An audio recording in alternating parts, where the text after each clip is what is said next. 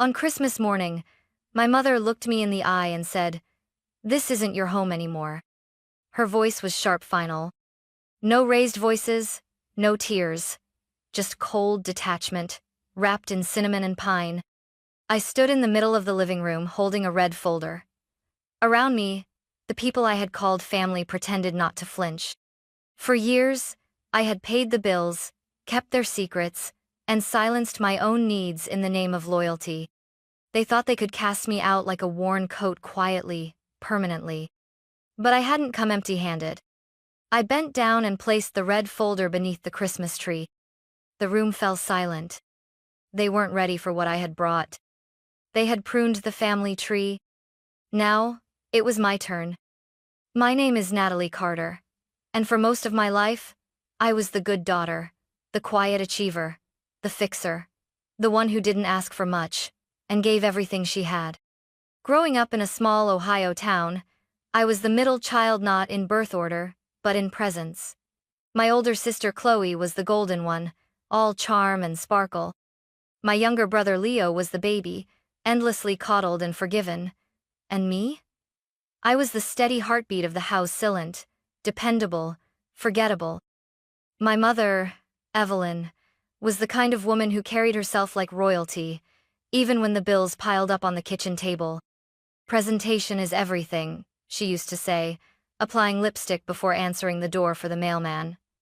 To the outside world, we were a polished, middle-class family. Behind closed doors, we were a series of fractures held together by my mother's iron will and my unspoken labor. Dad left when I was 10.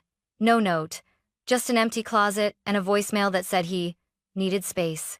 Evelyn didn't cry. She cleaned the house top to bottom, poured herself a glass of boxed wine, and said, "We don't have time for sadness." From that day on, emotions became liabilities. I started stepping up before anyone asked, packing Leo's lunch, folding Chloe's laundry, getting straight A's because I thought maybe, just maybe, excellence would earn love. But love from Evelyn was conditional. It came in fleeting praise, followed by expectation. "I knew you'd get into the honors program," she'd say, already flipping through my scholarship forms. "You're the responsible one." That phrase clung to me like wet fabric. The responsible one, not the loved one, the cherished one, or even the seen one, just the one expected to keep it all together. The one who could be counted on to never need anything in return. By the time I was 16, I had a job after school, a 4 GPA, and chronic migraines I never told anyone about. Chloe borrowed my clothes without asking. Leo used my laptop until it crashed. Evelyn called it sharing, but it always felt like subtraction. Still, I kept going. I believed naively, foolishly, that my efforts would someday be enough. That one day, my mother would look at me not as a tool, but as a daughter. That she'd say, "I'm proud of you, Natalie, not just for what you do, but for who you are." That day never came. And yet, I kept waiting for it. By the time I graduated college, I had a degree in finance, a job offer from a reputable firm in Chicago, and 62 in my checking account. Evelyn didn't come to the graduation. "Flights are expensive," she'd said. "Besides, it's just a piece of paper, right?" Chloe had dropped out of community college the year before. Leo was drifting between warehouse jobs and half-baked dreams of starting a sneaker business. And my mother, well, she was still Evelyn. Proud, composed, and just a little sharper around the edges than she used to be. 2 weeks into my first job, I got the first call. Evelyn's voice trembled, almost convincingly. "It's your brother, sweetheart. He needs a little help. Just until Friday. You know how hard it is for young men to find their footing these days." I wired Leo, 500 that night, no questions asked. That was the beginning. The requests came slowly at first, always wrapped in guilt, nostalgia, or both. Evelyn needed help with the electric bill. Chloe was between jobs and devastated. So could I cover her rent just this once? Leo had an investment opportunity and promised to pay me back with interest. I told myself it was temporary, that this was what families did, that I was lucky to have a good job, and if I didn't help them, who would? But it didn't stop. When I got my first promotion, Evelyn asked if I could help her rebuild credit by co-signing a credit card. When I hesitated, she snapped. After everything I've done for you? I signed. A month later, she'd maxed it out on what she called necessary household upgrades. The upgrades turned out to be designer curtains, a wine fridge, and a 700 espresso machine. She sent me a picture of the remodeled dining room with the caption, "A real home again, thanks to you." I felt nauseous. The pattern became unmistakable. Every achievement I made was met with another ask, a quiet expectation. If I received a raise, someone suddenly had a medical bill. If I mentioned saving for a condo, Evelyn would sigh heavily and talk about how expensive groceries have become. I tried setting boundaries once. "I can't keep covering for everyone," I told her gently over the phone. There was a pause. Then the voice I had feared all my life. Cold, brittle. "Well, if we're such a burden, maybe you should forget you even have a family." Click. She didn't speak to me for 3 weeks. When she finally did, she acted like nothing happened, except her tone was sweeter, and she made sure to mention how Chloe had cried herself to sleep over unpaid car insurance. I paid it. Of course I did. Because I wasn't ready to lose them. Not yet. The first time I truly hesitated wasn't over money, it was over a vacation photo. Chloe had posted it on Instagram, her and Mom sipping cocktails on a beach in Tulum, draped in linen and sun, captioned, "Healers need healing too." 2 days earlier, Evelyn had called me in tears, claiming their heat was about to be shut off. I stared at the photo for a long time. It wasn't just the lie, it was the ease of it, the comfort, the way they could manipulate me with a single voicemail and then clink glasses poolside like I didn't exist. When I confronted her carefully, cautiously, Evelyn responded without missing a beat. "We were invited. A spiritual retreat. Chloe's therapist said she needed it. You can't put a price on mental health. You said you couldn't afford heating oil." "We couldn't, until the invitation came. Don't make everything about money, Natalie." She said my name the way one might say, tax auditor. Clinical, unfeeling. But what broke me wasn't the lead, was the fact that I still paid the bill. I told myself it was easier than fighting, quicker than the 3 weeks of stonewalling I'd get if I pushed back, cleaner than the guilt trips. I began to realize I wasn't part of a family, I was part of a business, and I was the bank. Still, I clung to hope. I clung to birthdays, Mother's Day brunches, the rare smile Evelyn would give me when I offered to cover dinner. I clung to Leo's half-hearted promises to get back on his feet soon, and Chloe's occasional love you texts sent only after I Venmo'd her. But the cracks kept widening. One Thanksgiving, I arrived early to help prep dinner. Evelyn was in the kitchen with Chloe, who didn't hear me come in. I heard Chloe say, "She's like a robot, no boyfriend, no kids, just spreadsheets and Postmates.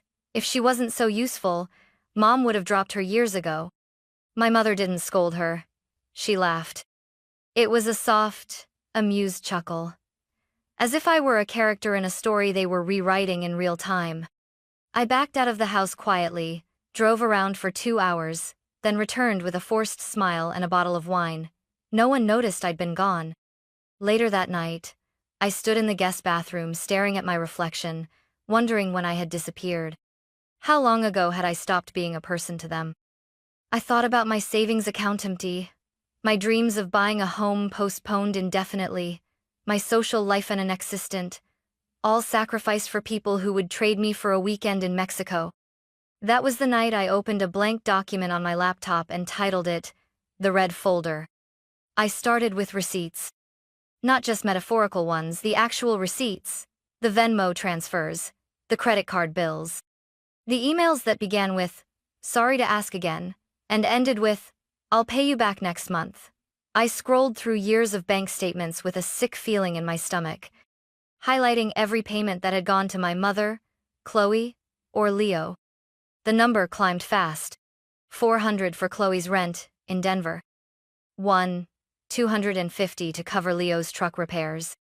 $3,000 for Evelyn's emergency dental surgery that I later learned was elective veneers. Every transaction was tagged and categorized. I built a spreadsheet, color-coded it, labeled tabs, housing, medical, bailouts, vacation excuses. It felt like accounting for someone else's fraud, except the victim was me. The first total? 86, 0. And that was only the last 3 years. I didn't stop there. I started screenshotting texts, saving voicemails, backing up emails. Chloe had once written, "I know you've always been the strong one. Mom says you're basically the reason we still have this family." It was meant to flatter, but it read like a confession. Then came the audio. 3 weeks before Christmas, I went to Evelyn's house to drop off holiday decorations she claimed she couldn't afford to replace.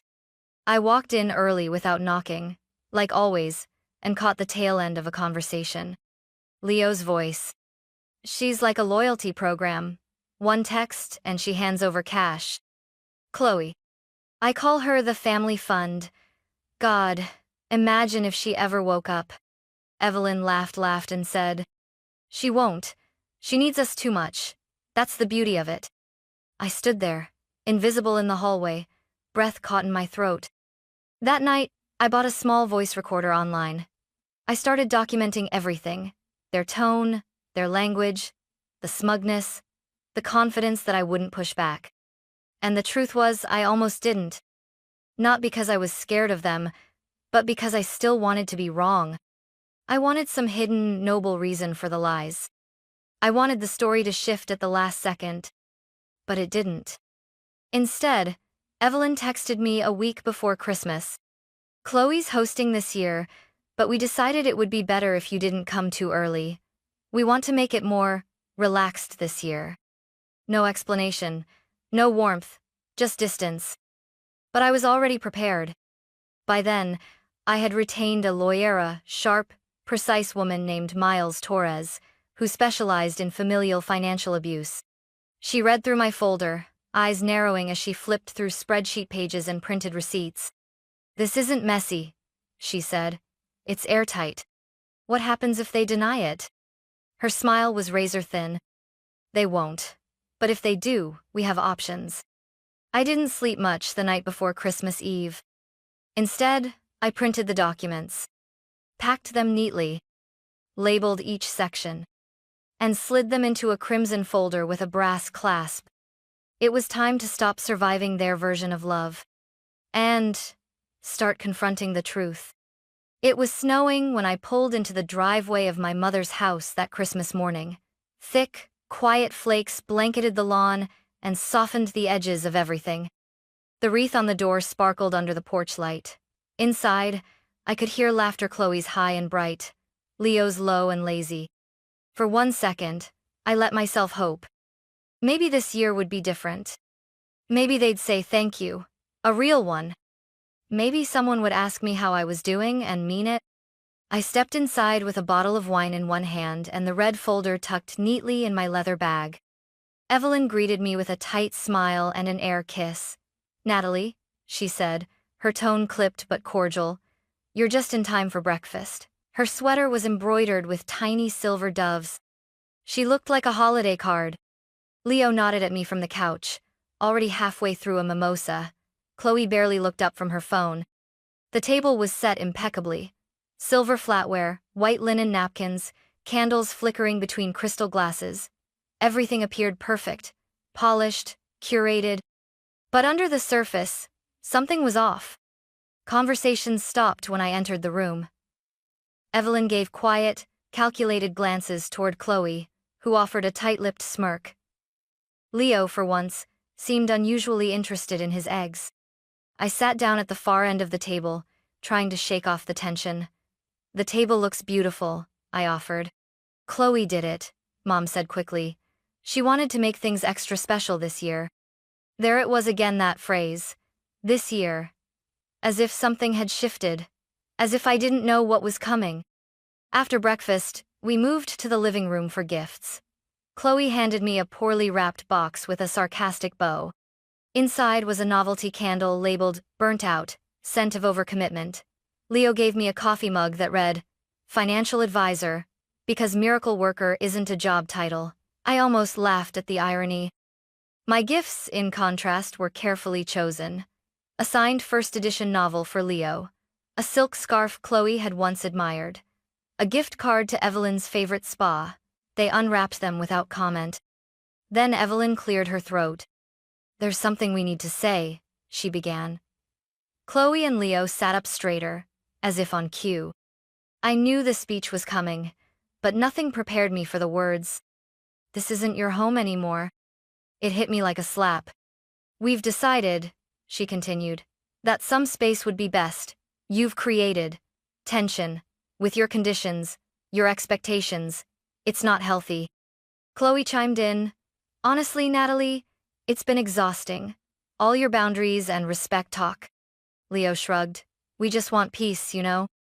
I looked at their facesso casual in their cruelty. They didn't expect me to fight. They didn't think I would dare.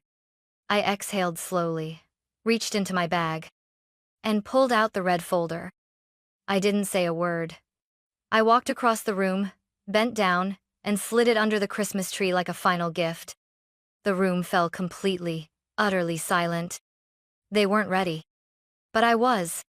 For a long moment, no one moved. The red folder lay under the Christmas tree, its crimson cover catching light from the silver garlands. Evelyn's expression twitched something between disdain and discomfort. Chloe scoffed softly. Leo looked confused. "What is this?" Evelyn finally asked, her voice brittle. I met her gaze calmly. "Documentation." "Of what?" Chloe's tone was mocking, but her fingers fidgeted. 7 years of every request, every transfer, every lie. I knelt and opened the folder on the coffee table. The silence broke with the crinkle of paper. "Let's begin with the basics," I said. "The total amount I've given this family documented is 141,780. That's not including gifts or unpaid favors." Leo choked on his mimosa. I pulled out bank statements. "Here's 50 for your sneaker startup, Leo. The one you never registered. The one you told me you'd repay in 6 months." "That was a misunderstanding," he started. "No, it was theft," I said evenly. "Here's the photo of the BMW you bought a week later, paid in full. The one you hide at Ryan's house." Leo turned red. I moved to Chloe. 200 for your therapy retreat in Arizona. But here's a receipt from the resort's bar. You were in Tulum, not Tucson." Chloe's mouth opened, then snapped shut. I looked at Evelyn next. "The medical emergency that required 20? Turns out it was a cosmetic procedure. Eyelid lift and fillers. I have the invoice." Her jaw clenched. "And this," I continued, pulling out a grainy photo from the PI's report, "is you at River Rock Casino 2 days after telling me your mortgage was past due. You lost 4,800 that night." "I needed relief," she said, a little too fast. "You don't understand." "No, I do," I interrupted. "I understand that you've built a life on my money while convincing me it was my duty to provide it." She stood up suddenly. "You don't talk to your mother like that." "Which part?" I asked. "The mother who called me a burden the minute I asked for respect? Or the one who told Chloe I was too desperate to walk away?"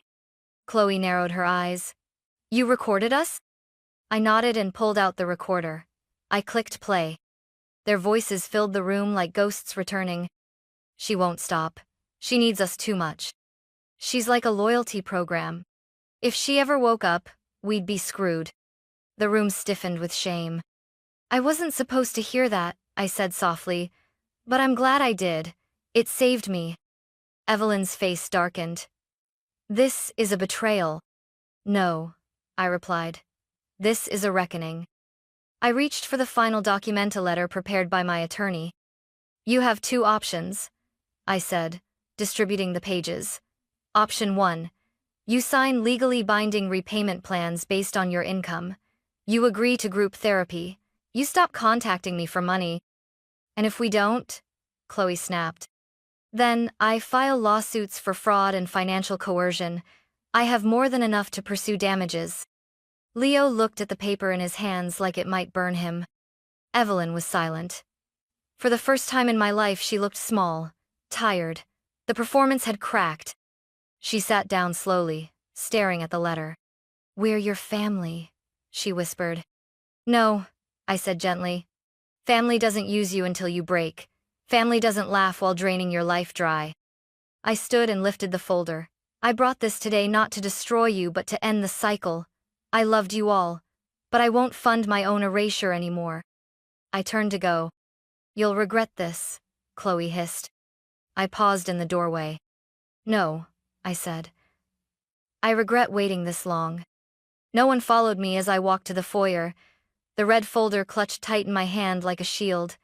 The house was quiet behind me, stripped of its artificial warmth. But just as I reached for my coat, I heard a voice steady, low, unexpected. "Natalie, wait." I turned.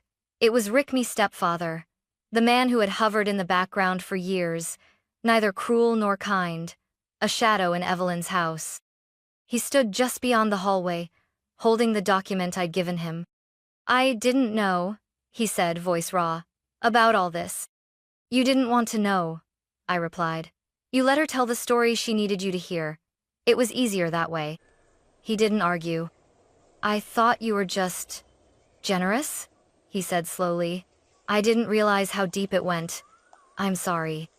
For the first time in years, I believed someone in that house meant it. "You still have a choice," I told him.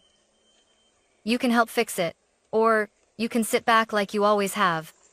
He looked down at the paper in his hands and nodded. "I want to help," he said quietly. "I'll sign." The front door creaked open behind us, Leo. Pale, shaken. "I didn't mean for it to get like this," he mumbled. "I was just trying to keep up. I'm not like you, Nat. You always had everything together. I didn't know how to be useful unless someone needed something." "You could have asked for help. Real help," I said. "Instead, you played me." "I know." He rubbed his hands over his face. "I'll pay it back. Whatever I can, just don't cut me off." I didn't answer right away. Then, 3 months. No contact. "After that, we'll talk if you've started making payments." He nodded. No protests, just quiet shame. I opened the door fully and stepped out into the cold. "Natalie." Chloe's voice snapped through the silence like a whip.